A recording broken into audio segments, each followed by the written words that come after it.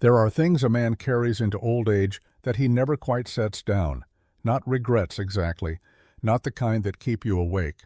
I've had those too, and they're a different weight entirely. What I'm talking about is something quieter, more like a stone worn smooth from turning over in your pocket so many years that you can't remember anymore whether you put it there or whether it just appeared. I'm talking about knowing you were wrong about something that mattered. My name is Calvin Riker. I'm 71 years old. I have run cattle on this ground for most of my working life, and I have seen winters enough to know that no two of them are the same, and that the one a man thinks he understands is the one most likely to ruin him. I learned that lesson in the winter of 1886, and I learned it the way most men learn the important lessons, too late, at too high a cost, and at the expense of a woman whose methods I had laughed at in September. I want to tell you about Marta Schreiber. I want to tell you about her because my grandson sat across from me this morning and told me about the modern ways of running a cattle operation, and I listened to him speak with the particular confidence that belongs to young men who have not yet been tested, and I thought, I have heard this before. I have heard this exact tone of voice before. I heard it from my own mouth 37 years ago on a September morning when I pulled my horse up at the edge of her property and laughed at what she was building. She did not laugh back. She barely looked up. That, I have come to understand, is a measure of character I didn't know how to recognize at the time. You need to understand what Montana Territory looked like in the fall of 1886. Because without that picture, the rest of this story doesn't make its full sense. The cattle business in those years was not modest. It was enormous. Enormous in the way that only something can be when men have found an open land and a ready market and convinced themselves that both will last forever. The great northern ranges stretched from the Missouri breaks down through the Yellowstone country and beyond, and on those ranges ran more cattle than any man could count with any confidence. Ranchers had made fortunes. Eastern capital had poured in. There were English investors, Scottish investors, men in London boardrooms who owned cattle they had never seen grazing on grass they had never touched. The system was called open range, and it worked on a simple principle. The grass was there, the cattle ate the grass, the cattle fattened, and in the fall you drove them to market. You did not build barns for 3,000 head of cattle. You did not put up hay enough for 3 months of hard winter. You let the land do the work, because that is what the land had always done, and every winter that passed without disaster felt like proof that the system was sound. Thomas Aldridge ran 5,000 head in the Bitter Creek Valley. He was not a dishonest man or a stupid one.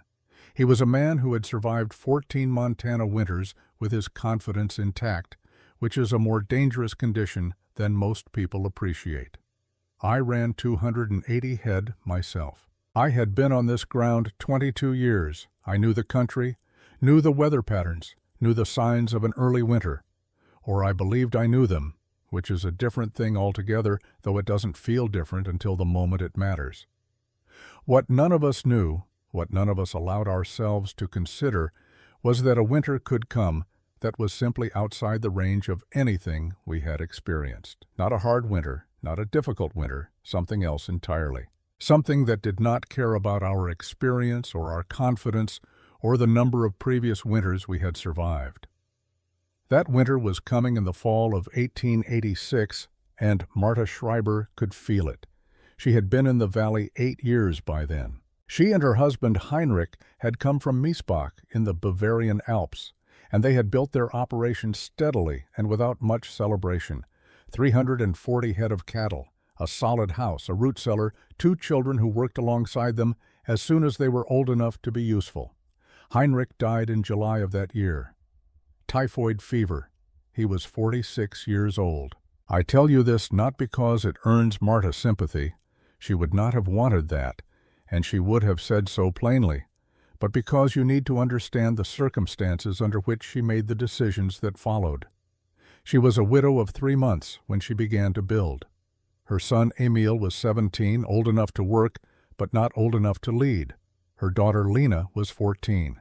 The cattle needed to be wintered, the hay needed to be cut and stored, The operation needed to survive the season without the man who had been its primary builder and its practical authority. Most of the women in her position would have made arrangements, sold part of the herd, brought in a hired man, asked a neighboring family for assistance. These were all reasonable choices, and no one would have thought less of her for making them. What Marta Schreiber did instead was write a letter to her brother in Bavaria and begin drawing on a piece of brown paper. I remember the first time I noticed what she was building. It was a morning in early September, clear and cold at the edges the way Montana mornings get when summer is thinking about leaving. I was riding the south fence line, and I came over a rise, and there it was, rising up from the Schreiber property against the pale sky, a barn unlike anything I had seen in 22 years on the frontier. It was taller than a conventional barn by a good 6 feet. The walls were going up double thick, with a visible gap between inner and outer courses of timber that made no immediate sense to me.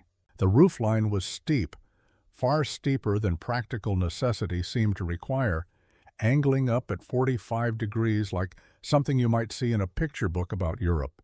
The whole structure demanded more lumber, more labor, more time than any comparable building I could point to in the valley.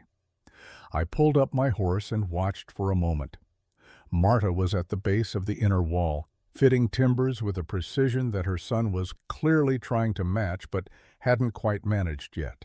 She worked without hurry and without wasted motion, the way a person works when they have been taught a skill young enough that it has settled into the body rather than remaining in the mind.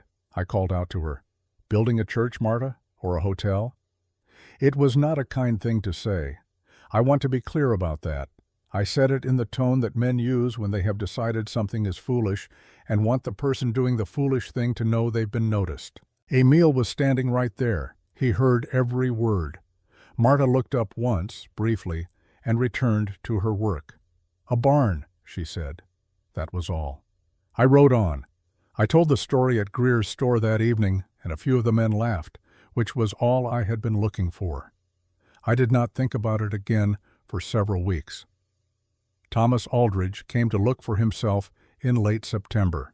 Aldridge did not miss unusual things happening on land near his own, and what Marta was building was unusual enough to reach him through the ordinary current of valley gossip. He rode in on a Tuesday morning with his foreman and stood at the property gate studying the half-finished structure with the deliberate attention of a man who considers assessment his professional responsibility. The walls were further along by then. The double-thickness construction was more apparent, the gap between inner and outer timbers now visible as a continuous channel that ran the length of each wall. Marta and Emil had begun filling that channel with dried grass and wood shavings, packing it methodically, tamping it level before laying the next course of timber above. Aldridge watched this for some time. Then he calculated out loud the board feet of lumber the construction required. He compared it to what a conventional barn of the same floor area would need. The difference was substantial. Nearly twice the material, twice the cost. "You know what a standard barn would run you?" he asked Marta. "For this same footprint?" "I know what this barn will run me," she said. "You're spending twice the money on a structure that does the same job." Marta set down the timber she was holding. She looked at Aldridge with an expression I would describe as patient, though there was something beneath the patience that I only understood later, the expression of a person who has decided that explanation would cost more than it could possibly return. "Mr. Aldridge," she said, "my father built barns in Bavaria for 30 years. He never lost a cow to cold in 30 years of alpine winters. I am building what he taught me to build." Aldridge nodded, the way a man nods when he has already decided but is performing the courtesy of consideration. "This isn't Bavaria," he said. "Montana winters are different." "Yes," Marta said, "they are." She picked up her timber and returned to work. Aldridge stood at the gate a moment longer, and there was something in the way he stood, a slight hesitation, a quality of stillness that was different from his usual authority that I have thought about many times since. He was close enough to ask a real question. He was close enough to hear a real answer. He did not ask. he rode away. It was Doc Pruitt who came quietly, the way a man comes when he wants to look at something without committing to an opinion about it.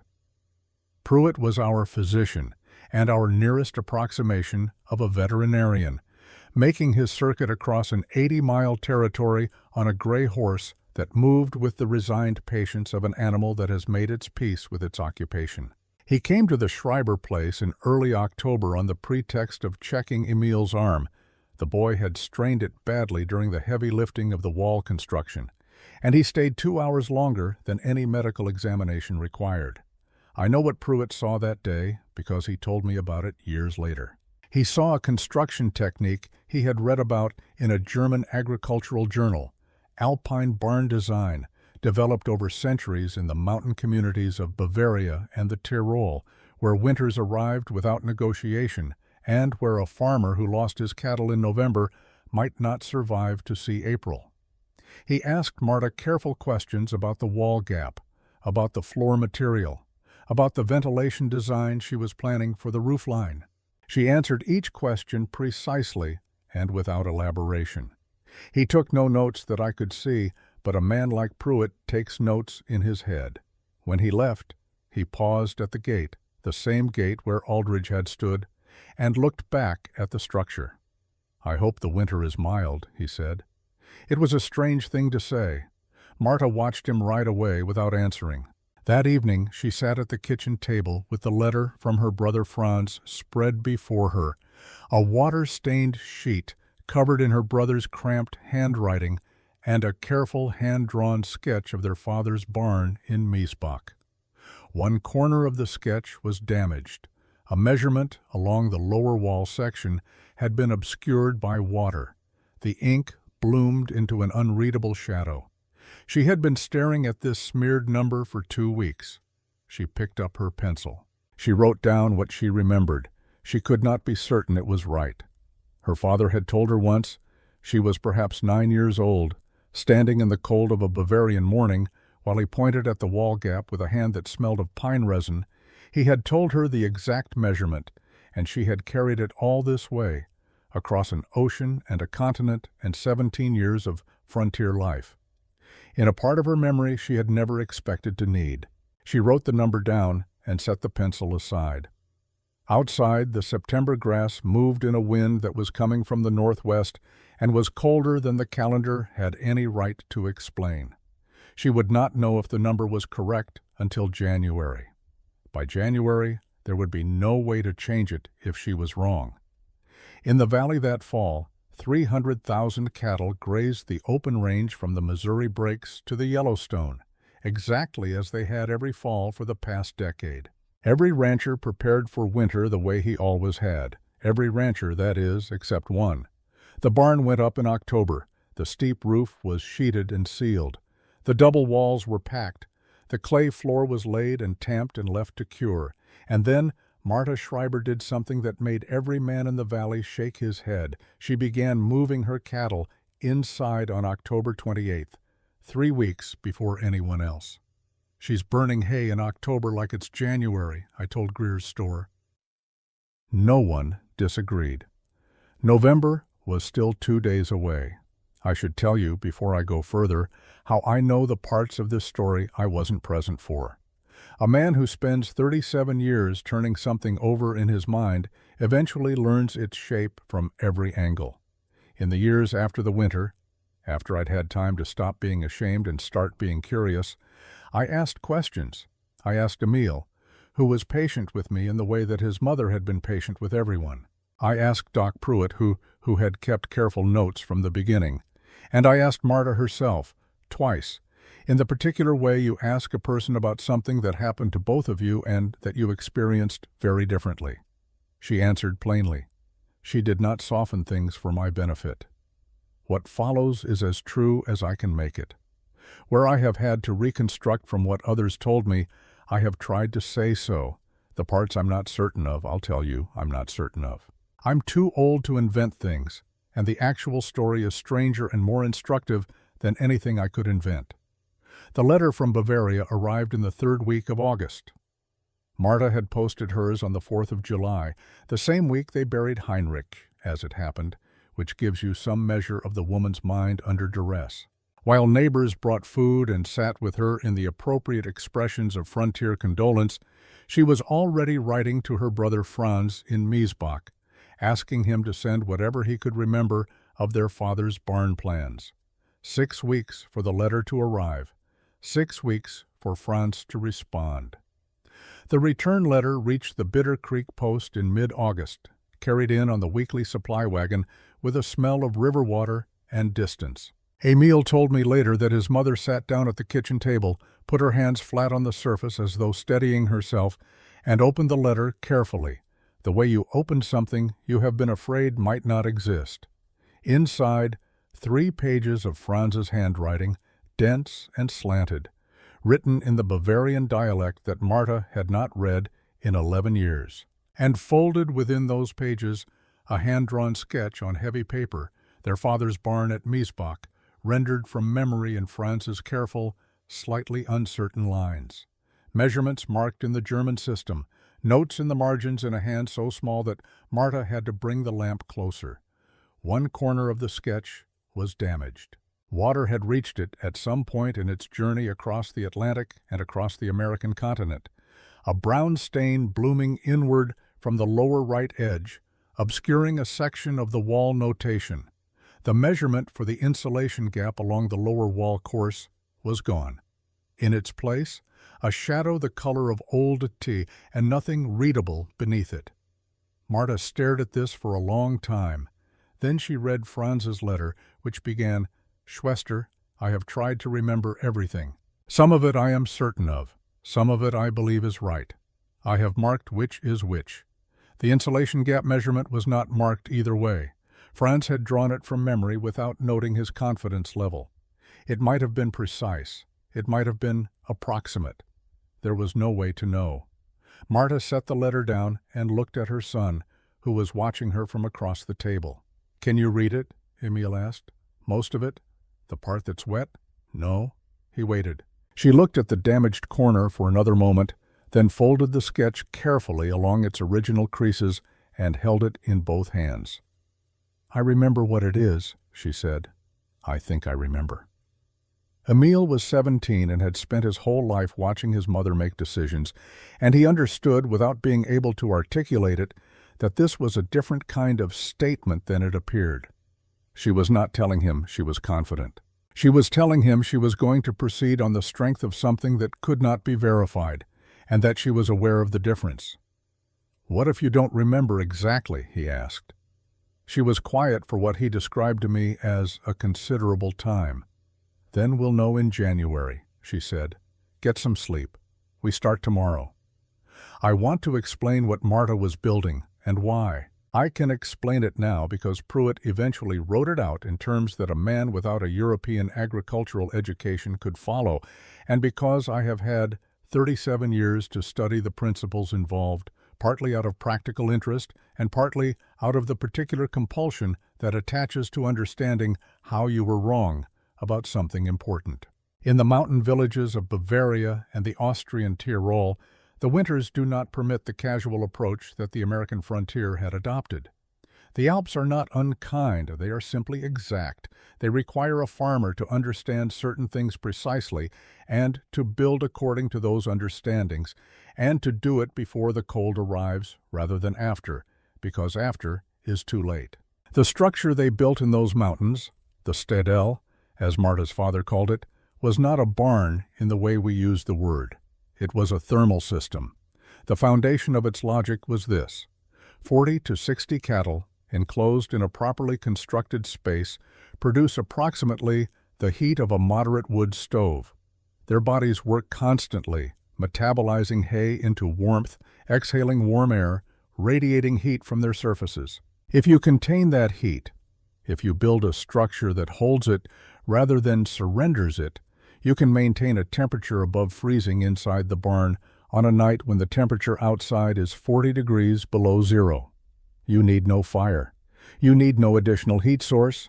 You need only to understand what the animals themselves are already producing, and to build walls worthy of the gift. This is the central insight, and I want you to sit with it for a moment, because it is not obvious until it is, and once it is, you cannot look at a conventional single-walled barn the same way again. Every gap in those walls is not merely a drafty inconvenience. It is the interior warmth walking out the door. It is the cattle's own heat, earned through their digestion of your stored hay, escaping into a Montana night that has no interest in giving it back. Marta's father had understood this the way a craftsman understands his material, not as a theory, but as a practice refined over years of watching what worked and what failed. He built double walls with a 14-inch gap between inner and outer courses of timber packed with dried grass and wood shavings. He laid clay floors, not for aesthetics but because clay, unlike wood, does not conduct cold upward from the frozen ground. It absorbs the warmth of the animals above it and releases it slowly, moderating the temperature over a 24-hour cycle, the way a stone holds the heat of an afternoon sun and gives it back through the night. He built his roofs at 45 degrees, which accomplishes two things that a flat or shallow-pitched roof does not. First, snow cannot accumulate past a certain depth before it slides free, and a flat-roofed barn carrying 3 feet of accumulated snow is carrying the better part of 40,000 pounds, which is more than most roofs are built to bear, as more than one Montana farmer discovered that winter. Second, a deep snowpack that does adhere to a steeply pitched roof acts as insulation, a layer of trapped air and ice crystals between the barn interior and the open sky. And the ventilation. This is the piece that most people, when I explain it, find most surprising. You would think, reasoning from first principles, that in a structure designed to hold heat, you would seal every gap completely. No drafts, no openings. Keep every degree of warmth inside. Marta explained to Emil why this reasoning, though sensible, is wrong. 340 cattle breathe continuously. Their exhalations are warm and loaded with moisture. In a fully sealed structure, that moisture accumulates. It condenses on surfaces, on the animals themselves, on the hay in the loft above. A cow's coat, when wet, loses its insulating properties nearly completely. A cow that is standing in 40-degree air with wet fur is functionally in much colder conditions than the thermometer suggests. The moisture doesn't just make them uncomfortable, it kills them. Wet animals in cold air die of hypothermia at temperatures that a dry animal would survive without difficulty. The ventilation gaps in the roofline, small, positioned high, fitted with adjustable wooden flaps, were not a concession to comfort. They were a controlled exhaust system, calculated to remove exactly enough moisture from the interior air to keep the animals' coats dry, while allowing the structure to retain the vast majority of its thermal mass. The gap lets the wet out, Marta told Emil, not the heat out, just the wet. He asked how you tell the difference. You build the gap the right size, she said, not bigger, not smaller. He looked at the sketch. He looked at the damaged corner where the measurement wasn't readable. He did not ask again. They broke ground on the new structure in the first week of September. The first task was the floor, and this required an explanation to Emil that he found initially difficult to accept. They were not going to use timber flooring. They were going to excavate the building footprint to a depth of 18 inches, fill it with a mixture of clay and fine gravel, and tamp it level in successive layers, wetting each layer slightly before the next went down, until the entire floor area was a solid, dense mass that would take several weeks to cure fully. Every barn in the valley has a wood floor, Emil pointed out. Wood conducts cold from the ground up, Marta said. Clay holds heat from the animals down. Step on a wood floor in January. Step on a clay floor.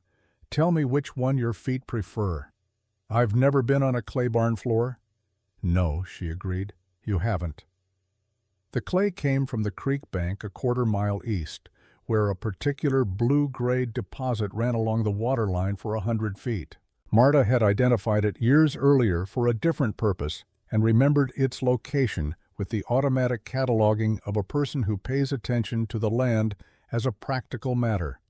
They hauled it in the wagon, load by load, and Emil learned to test its consistency by pressing his thumb into a sample and watching how the impression held. Too sandy, and it would crack. Too pure, and it would shrink away from the wall footings. His mother showed him the test once. After that, she watched him do it and corrected him twice in the first week and not at all after that. The walls went up through the middle of September. The double-course construction was the element that drew the most attention from passing riders. It was visually distinctive in a way that even a person with no particular interest in barn construction could not quite ignore. The inner wall went up first, a conventional stud frame structure that would have been recognizable to any frontier builder. Then, set 14 inches outward, the outer wall, a second complete structure, its own framing, its own integrity, tied to the inner wall at intervals by horizontal bridging members that Marta had Emil cut to identical lengths with an exactitude that frustrated him until he understood why. The gap between them was the barn's argument made visible. 14 inches of space that would be filled with dried grass and shavings, packed to a density Marta tested by pressing a broomstick handle into the material and measuring the resistance. Not so dense that moisture couldn't move through it. Not so loose that cold air could find channels. On the day they began filling the gap, Hattie Brennan came by with a pot of coffee and stayed to help. She passed material up to Emil on the staging without asking permission and without requiring explanation. And when Marta thanked her, Hattie said, "I can see you're doing something careful. Careful things take extra hands." She came back 3 more times during the construction. She was the only person in the valley who did. The primary setback came in the 3rd week of September, and it came in the form of a cracked beam. The ridge beam, the central horizontal member that would carry the weight of the entire roof structure, had been ordered from a mill 22 miles north and arrived by wagon on a Tuesday morning. Emil helped unload it, walked its length checking the grain, and found the crack near the western end, a split running 18 inches along the heartwood, barely visible in the morning light but unmistakable when you knew what to look for. He brought his mother to look at it. She crouched beside the beam and ran her fingers along the crack without speaking. Emil watched her face. "We can sister it," he said. "Run a second timber alongside and bolt them together. It'll probably hold." Marta stood up. "Probably isn't good enough for a ridge beam," she said. "Send it back." The replacement beam added 5 days and a cost that Emil knew, from the ledger book, they could absorb but would feel. He did not argue. But that evening, sitting at the table while his mother recalculated the construction timeline against the first frost dates she had been tracking since August, he asked the question that had been building in him for 2 weeks. Marta. He still called her that sometimes when the subject was serious. "Are you sure this is right? All of it? The measurements, the gap, the floor? All of it?" She looked at him for a long moment. She thought about the water-stained letter. She thought about her father's hands pointing at a wall in Miesbach, while snow came down outside and the cattle stood quietly in the warmth of their own presence. She thought about the number she had written down from memory, which might be right, and which she could not verify, and which she would not know the truth of until January, by which point the walls would be sealed and the floor would be cured and there would be nothing left to adjust. "Your grandfather built the same barn for 30 years, she said. "In 30 years of alpine winters, he never lost a cow to cold, not one. He's not here." "No," she said, "he's not." She pulled the lamp closer to the sketch and studied one more time the corner where the water had been. "But I am," she said, "and I remember enough to try." Outside, the replacement beam order was on its way north. The clay floor was curing in the dark. The roof line would go up next week, at its 45-degree angle that every man in the valley would ride past and shake his head at. The first serious cold was 6 weeks away, whether that was enough time, and whether the number in her memory was the right number, and whether a barn built by a widow from a damaged sketch in an unfamiliar country would hold against what was coming, none of that was knowable yet. Marta closed the sketch, folded it along its creases, and put it in the drawer beneath the window where Heinrich's tools had always been kept. She went to bed. In the morning, she went back to work. The barn was finished on the 14th of October. I know the exact date because Emil told me years later that he marked it in his mother's ledger, not in the column for expenses, where the dates of purchases and transactions were recorded in Marta's careful hand, but in the margin, in pencil, in his own handwriting. A single line, barn finished. October 14th, 1886. No commentary, no celebration, just the fact and the date, the way a man marks something he wants to be able to find again. He was proud of it, though he would not have said so at the time. He was 17, and the boys his age in the valley had spent their fall doing the ordinary work of autumn, cutting the last of the hay, helping their fathers patch fences, riding out on the brief hunting trips that marked the turning of the season.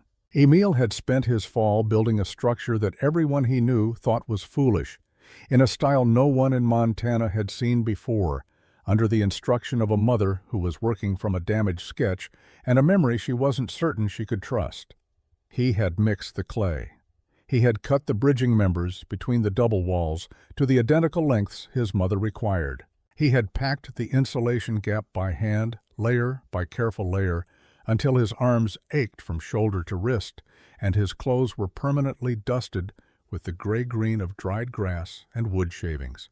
He had framed the steep roofline at the 45-degree angle that drew comments from every rider who passed, and he had sheeted it and sealed it and stood back and looked at it from the road, the way a stranger would see it, and he had understood for the first time why people were laughing. It looked nothing like the other barns in the valley.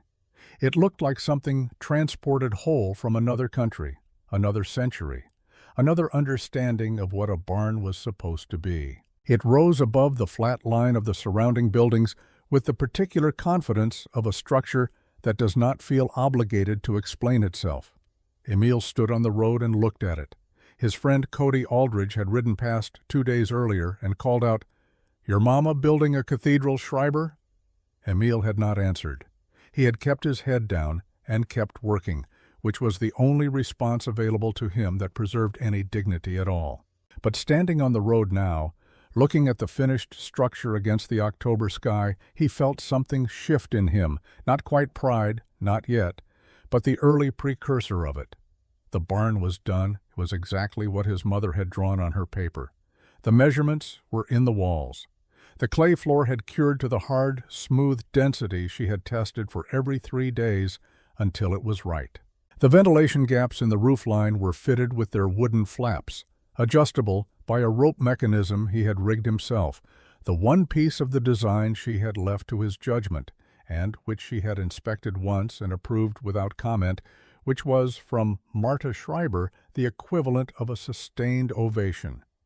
He walked back to the barn and went inside. The floor was cool beneath his boots in the particular way that clay is cool. Not cold, not the breath of winter cold that rose from the timber floors of every other building he had worked in, but a deep, moderate coolness that held itself steady regardless of what the air above it was doing. He crouched and pressed his palm flat against it. He thought about what his mother had said. Clay holds heat from the animals down. Tell me which one your feet prefer. He understood it differently now than he had when she said it. Knowing a thing and understanding a thing are separated by the distance between your ears and your hands. The first week of October had brought the ventilation problem. This is the part of the construction that gave Marta the most visible difficulty, and I mention it because it is the part that reveals most clearly the particular nature of the challenge she was working against. She was not building from precise blueprints. She was building from memory and from principle, and the gap between those two things is widest in the details that cannot be seen from the outside.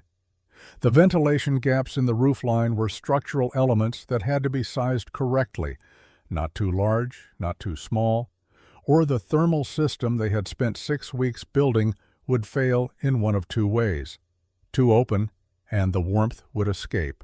Too closed, and the moisture from 340 breathing cattle would accumulate inside the barn until the animals' coats were saturated and the body heat logic that made the whole enterprise work reversed itself into something lethal.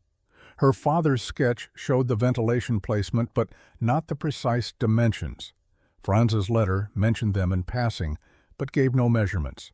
What Marta had was a recollection of watching her father work, of the specific proportion his hand had indicated once against the wall of the Miesbach barn on a morning she had been perhaps 10 years old.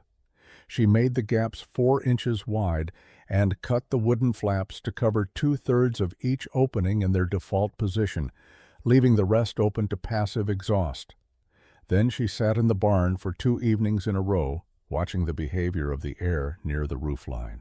She had brought inside a bundle of dry grass, and she moved it slowly near the upper wall, watching the way the stalks shifted, reading the air the way a trapper reads water. She made 2 adjustments to the flap positions and watched again. Emil asked what she was looking for. "The air has a direction," she said. "I want to know which direction." "You can't see air." "No, but you can see what it moves." On the 3rd evening she appeared satisfied, not enthusiastic, but satisfied in the particular way she expressed approval of work done correctly. She made a small mark in the ledger. She did not explain what the mark meant. Whatever she had observed in the movement of the grass stalks had confirmed something she had needed to confirm, and she was finished with that question and ready to move to the next one. The next one was the hay. Marta's calculation for winter feed was 4,000 pounds of stored hay for her full herd across a 120-day winter. This was, by the standards of valley ranching in 1886, an extraordinary quantity. Most cattlemen in the territory operated on the assumption that their herds would forage through the winter on whatever they could find beneath the snow, supplemented by a modest hay reserve for the hardest weeks of January and February. Storing 4 months of full feed for 340 head meant cutting and hauling a volume of hay that her neighbors considered not merely excessive but faintly irrational, the kind of thing you did if you didn't understand how open-range wintering worked. What made it stranger still was where she put it. The upper loft of the barn, the gabled space above the cattle level, accessible by a steep internal ladder, was packed floor to rafter with cut hay by the 1st week of October. 4,000 pounds of dried grass, stacked in the precise manner her father had used, the bales oriented to allow air circulation while maximizing density. The weight of it required that Emil double-check the loft framing 3 times under his mother's direction before she would permit the loading to begin. I watched this from the road one morning, and I'll tell you honestly that my first thought was, she has lost her reason. A woman alone, having just lost her husband, building an expensive and peculiar barn, now filling the upper level with enough hay to feed half the valley. It seemed to me the behavior of someone whose grief had taken a particular and impractical turn. I understand now what I was looking at. The hay in the loft was not simply winter feed storage, it was a thermal component. The warmth rising continuously from the cattle below would keep the upper loft at a temperature above freezing throughout even the hardest cold. And hay that freezes is hay that loses its nutritional value and its palatability. Hay that cattle will refuse when they need it most. She was storing the food inside the heat source, using each to protect the other, in a system of mutual dependency that her father had understood for 30 years, and that I had ridden past without comprehending. "She's burning hay in October like it's January," I said at Greer's store. I said it as a joke. It was not a joke. I just didn't know that yet. In the 2nd week of October, Marta began watching the weather with an attention that Emil found, at the time, excessive. She had always been observant of the natural world in the practical way of frontier people, noting the condition of the grass, the behavior of the creek, the timing of the first killing frost, as a measure of what the winter ahead might bring. But this was different. This was systematic. She kept a small notebook in her apron pocket, and in it she recorded daily observations, the direction and quality of the wind, the behavior of the geese moving south over the valley, the thickness she observed in the muskrat lodges along the lower section of Bitter Creek, the way the cattle themselves moved in the evening hours when they were settling for the night. It was the cattle that concerned her most. By mid-October they were pressing together at night with an urgency she had not seen in previous autumns. Cattle are social animals, and they cluster in cold weather by instinct. But there is a difference between the casual proximity of animals that are comfortable and the tight, almost anxious grouping of animals that are responding to something the thermometer hasn't registered yet. Her herd was doing the latter. They were bunching the way animals bunch when something they can sense is still beyond the horizon of human perception. She noted this in the small book without commentary. She began moving the first group into the new barn on October 28th. The reaction in the valley was immediate and unanimous. I was not the only one who remarked on it. Aldridge heard about it and said something dismissive, and the general consensus at Greer's store was that the German widow had made it through her husband's death with her practical faculties somewhat impaired. The barn had been the first sign. The early housing was the confirmation. "She'll eat through her hay reserve by December," someone said. "Then she'll be buying feed she can't afford." It was reasonable arithmetic based on reasonable assumptions. We were all making it. The morning of October 29th, Doc Pruitt rode past the Schreiber place on his circuit north. He saw Marta moving the second group of cattle toward the barn, not hurrying them, just walking behind them in the early cold, her breath visible in the October air. He pulled up his horse. He sat for a moment, watching. Then he rode on without stopping. That evening, Pruitt told me later, he arrived home to his house in Greer's Crossing and stood for some time looking at his woodpile. The stack beside the house was his standard winter preparation, enough for a normal winter with a modest reserve. He looked at it for a long time. Then he went to the shed and spent 2 hours cutting more wood. He did not tell anyone he had done this. He did not explain his reasoning. When I asked him about it years later, he was quiet for a moment before answering.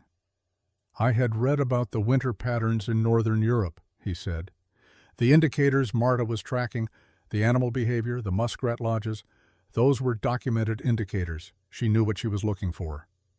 "Why didn't you say so?" I asked. Another silence.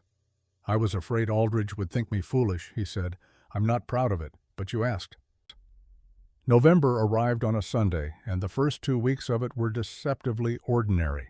Cold, but not exceptionally so, the usual pattern of clear days and hard overnight frosts, the kind of weather that feels like winter behaving itself. This is the thing about the winter of 1886 that I want you to understand. It did not announce itself. The worst winters never do. They come in behind ordinary weather, unremarkable, until the moment they are not, and by then, the barn is already either built or it isn't. On the morning of November 15th, I rode the south fence line in temperatures that were cold but manageable, and the sky above the Bitter Creek Valley was a particular shade of blue, too clear, too deep, with a quality of stillness that I noticed and then did not think about again until the following morning. The following morning was the 16th of November. I have described that morning to my grandson, and I have never quite found the words that convey it accurately. I'll try once more. You know the sound of wind on the Montana prairie. You have heard it if you have spent any time here at all. It is the fundamental background note of this landscape, as constant as the grass and as much a part of the place as the smell of the soil. It is not always loud. Sometimes it is barely perceptible, but it is almost never completely absent. I woke at 5 o'clock on the morning of November 16th to a silence so absolute that the absence of wind was itself a sound, a negative pressure, the kind of quiet that is not peaceful but held, the way a breath is held before something happens. I lay in the dark of my house and listened to that silence. Then the temperature in my bedroom, which had been maintained adequately by my stove's overnight burn, dropped 4 degrees in the time it took me to get out of bed. I went to the window. The sky to the northwest was a color I had not seen before and have not seen since, not dark, but occluded, a flat gray-white, the shade of new tin, that extended from the horizon to directly overhead and was moving south at a speed that seemed wrong for something so large. I dressed in everything I had. 3 miles to the south, Marta Schreiber was already awake. Emil told me later that she had not slept. She had sat in the kitchen through the night, and sometime before dawn she had put on her coat and walked to the barn and gone inside, and stood in the warmth of her cattle for a long time, saying nothing, doing nothing, simply standing in the middle of 340 quiet animals and the steady, collective warmth of their breathing. Then she had come back inside and woken Emil. "Close the ventilation flaps to 2/3, she said. "Then come inside and stay inside." Emil asked what was coming. "Everything," she said. "Go." He went. The wind came at 7:45 in the morning, not gradually. All at once, as though a door the size of the sky had been opened somewhere to the northwest, and the contents of the continent were being pushed through it. The temperature, which had been 12 degrees Fahrenheit, dropped to -14 in 4 hours. By nightfall, it was -28. By the following morning, the winter of 1886 had announced what it was. There is a particular quality to extreme cold that people who have not experienced it tend to misunderstand. They imagine it as an intensification of ordinary cold, the same thing, but more of it. A February night made worse. A hard frost made harder. What it actually is, at a certain threshold, is something categorically different. It is not more cold. It is the removal of warmth from the category of available things. The air does not feel cold in the way a cool morning feels cold. It feels like the absence of a property the world is supposed to have, the way a room feels wrong when you walk into it and realize the sound has been taken out. At -40 degrees Fahrenheit, which is what the Bitter Creek Valley reached on the night of January 3, 1887, exposed skin freezes in under 2 minutes. A man who falls from his horse a quarter mile from shelter will not reach the shelter. Water thrown into the air crystallizes before it hits the ground. The cold is not an atmosphere. It is an environment with intentions. I know all of this because I lived inside it for 8 weeks, in a house that was not as well built as I had believed, burning firewood at a rate that frightened me, watching my herd die by increments in a barn that was doing the best it could and losing. 3 miles to the south, Marta Schreiber's barn was doing something else entirely. The thermometer she had nailed to the inner wall, a simple instrument, accurate to within 2 degrees, read 36 degrees Fahrenheit on the morning of November 21st, 5 days into the sustained cold. Outside that morning, -22. It read 38 degrees on December 4th, outside, -31. On the night of January 3rd, when the temperature dropped to -41 and stayed there until 4 in the morning, the coldest night in the recorded history of Montana Territory, a record that I do not believe has since been broken. The thermometer on the inner wall of the Schreiber barn read 37 degrees, 340 cattle, 37 degrees inside, -41 outside. A difference of 78 degrees maintained by 14 inches of packed grass and shavings, a clay floor, a steep roof carrying 3 feet of accumulated snow, and the continuous thermal output of the animals themselves. No fire, no additional heat source of any kind. Just the barn, doing exactly what Marta's father had spent 30 years learning how to make a barn do. I asked Marta once, this was perhaps 5 years after that winter, what it had felt like to sit in the barn on that night. The coldest night. The night that the measurement in her memory was either right or wrong, and she was going to learn which. She thought about it for a moment. "Warm?" she said, and then, after a pause, "My father would have been pleased." That was all she would say about it. I have turned those 2 sentences over for 30 years, and I have not found the bottom of them. The cattle that died in the open range that winter did not die the way people imagine when they hear the word frozen. They died of exhaustion. This is the fact that Pruitt explained to me afterward, and it reordered my understanding of what I had witnessed. A cow standing still in severe cold burns a calculated number of calories maintaining its body temperature, a number that is large but manageable if the animal has adequate feed and shelter from the wind. A cow moving through a blizzard, drifting before the wind, struggling through 3-foot drifts, burns 6 to 7 times that number. The animals that perished on Aldridge's range did not freeze in place.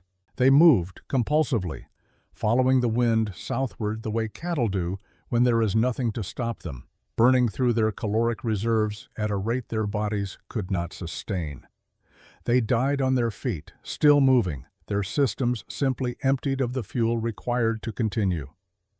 Aldridge's cowboys rode through the storm for 3 weeks, trying to turn them back. It was brave and it was pointless. There was nowhere to turn them back to. The open range that had sustained 5,000 head in good weather was, in that winter, simply an unobstructed corridor through which the cold moved at 50 miles an hour, and no amount of horsemanship could change that fundamental fact. By the end of January, Aldridge had lost 3,800 cattle. His operation, which had been the largest in the valley and one of the larger ones in the territory, was finished. He would sell in July and leave Montana and not return. I heard he went back to Virginia. I do not know what became of him there. I lost 271 head myself. 9 remained when the thaw came. 9 out of 280, and I'll tell you that looking at those 9 animals in the mud of late March felt like looking at evidence of my own failure in a form I couldn't avoid or rationalize. Every one of the dead had been my responsibility, and I had not prepared them adequately, and no exceptional weather and no bad luck and no argument about what anyone else had done or not done changed that arithmetic. Marta's barn became visible to the valley on a night in the 3rd week of January. The cold had not broken. The temperature sat at -28, which had begun to feel after 6 weeks like a kind of terrible normalcy. I was riding back from a neighbor's place at around 9 in the evening, moving fast because exposure was a genuine risk, and I had cut my visit shorter than intended, and I came over the long rise south of my property and looked down across the valley. There was one light. It was Marta's barn. She kept a lantern inside overnight, partly for her own use during the late checks she made on the herd, and partly, I have always thought, because the light through the barn's single window was a form of information she was making available to anyone who needed it. I stopped my horse on that rise and looked at that light for a moment. Then I turned south. I was not the first to arrive. Hattie Brennan was already there, sitting on an upturned crate inside the barn door, her hands wrapped around a tin cup. She had come an hour earlier, she said, and Marta had wordlessly handed her the cup and returned to her work, checking the herd. Pruitt arrived 20 minutes after me, from the north, his gray horse moving with the careful deliberateness of an animal conserving heat. He had his notebook inside his coat. We did not speak much, the 3 of us, in those first minutes. The warmth of the barn hit like something physical after the cold outside, not the dry, scorching heat of a wood fire, but a deep animal warmth, humid and alive, the warmth of 340 bodies working continuously at the business of being alive. It smelled of hay and cattle and clay, and the particular sweetness of dried grass that has been stored in warm conditions. Pruitt walked slowly along the inner wall, pressing his palm flat against the timber at intervals, feeling the temperature gradient between the inner surface and the outer. He made notes without speaking. He crouched and pressed his hand to the clay floor and held it there for a long time. I looked at the thermometer on the wall. 38 degrees. Outside, by my estimate, it was somewhere near -30. Then the door opened again and Jack Doyle came in. Doyle was a cowboy, 26 years old, who had worked Aldridge's range for 3 seasons. He had spent the last 8 weeks riding through the storm, trying to save cattle that could not be saved, and he looked like a man who had been used hard and not rested, lean in the way that cold and grief make a person lean, with the particular stillness of someone who has watched something large and preventable happen and cannot stop seeing it. He stopped just inside the door. He looked around at the warm interior, at the quiet cattle, at the thermometer on the wall. He did not say anything. He took his hat off and held it in both hands. Marta came from the back of the barn, checking the last row of the herd, and she saw him standing there. "Come in," she said. "You're letting the cold through." He stepped inside and she closed the door behind him.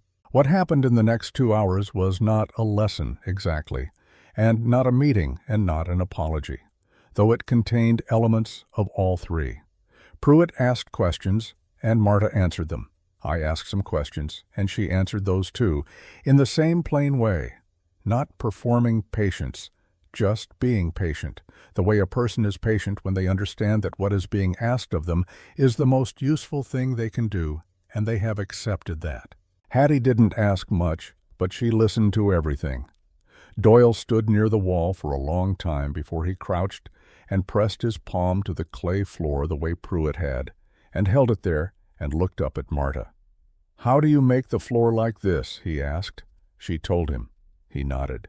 He was not taking notes. He was memorizing in the way that people who have spent their lives working with their hands memorize, not through words but through the building of a physical procedure in the body, step following step, each one clear enough to reconstruct in practice.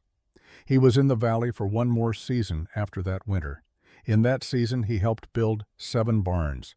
Not one of them had a flat roof or a single wall or a timber floor. He left in the fall of 1888 and moved north, and the barns he built in the country above the Missouri all looked, I'm told, like something from a different country.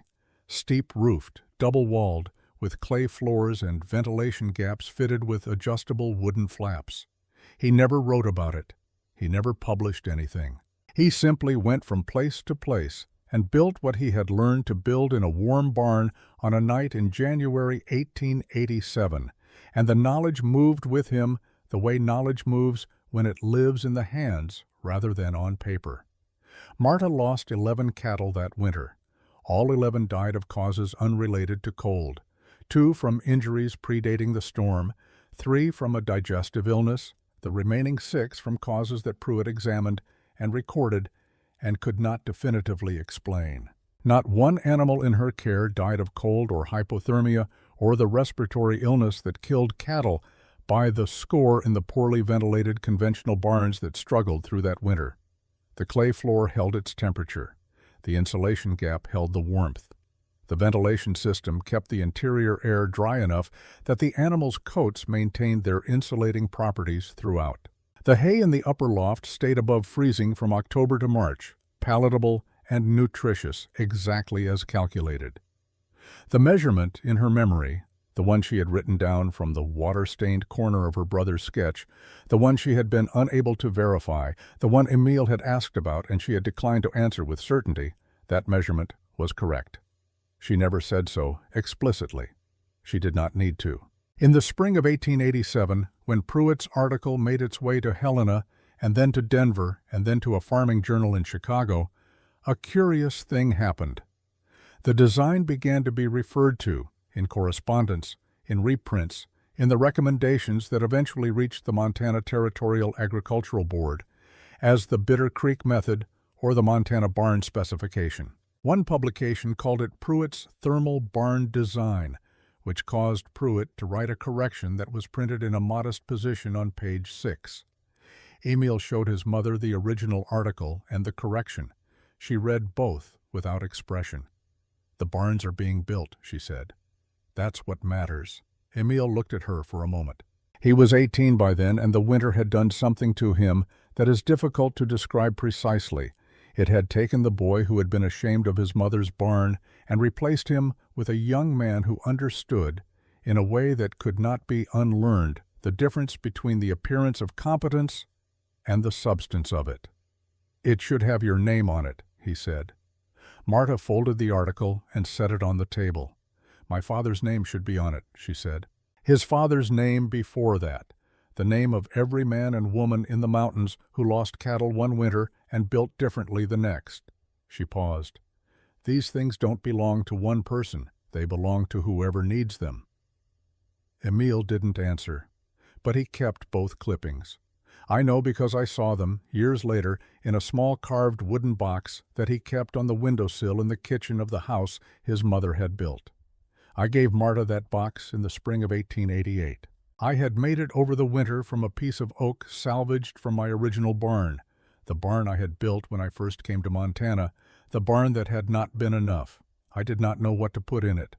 I just wanted her to have something made from wood that had been in my keeping, because she had made something that had been in hers, and it had held when mine had not. I knocked on the door of the Schreiber place on a morning in April, mud season, the valley beginning to come back to itself after what it had been through. She opened the door and I held out the box, and I said, "I don't have the right words, but I wanted you to have this." She took it. She turned it over in her hands, examining the joinery. She looked up. "You cut the corners well," she said. Coming from Marta Schreiber, this was a great deal. She lived to 79. She ran the Schreiber operation until she was 74, at which point Emil took over the day-to-day work while she maintained, for another 5 years, what I can only describe as a supervisory interest in everything that happened on the property. She never lost a significant number of cattle to cold again, not once, in 33 subsequent winters. The barn she built in 1886 is still standing. I drove past it last spring and stopped the automobile on the road and looked at it for a while. Same steep roof line, same double walls. It has been repaired and extended over the years, but the original structure is there at the core of it. The clay floor that Emil's hands helped lay, the ventilation gaps his mother calculated, the insulation gap that was the right measurement, after all. It looks, from the road, exactly like what it is. My grandson has gone quiet beside me. The summer evening has settled into something softer, the light going gold across the grass, and I have been talking for a long time. "What happened to Emil?" he asks. "He ran this valley for 30 years, I say. Taught his son the same way his mother taught him. His boy runs it now." A pause. "She used to say something," I tell him. "Marta did. Her father told it to her in Bavaria when she was a girl, and Emil told it to me in his own translation, because my German was never worth much." I look out at the grass. He said, "Do not build for the winter you expect. Build for the winter you cannot imagine." My grandson is quiet. "You were telling me about the modern ways," I say. He doesn't answer for a long time. Good. It means he's thinking. The barn is still standing. That's the thing I want him to understand. Not the story, not the lesson, not the old man's lecture on the virtue of preparation. Just that simple, stubborn, irreducible fact. The barn Marta Schreiber built in 1886 from a damaged sketch and an uncertain memory, and 37 years of her family's accumulated understanding of what winter truly requires. That barn is still standing.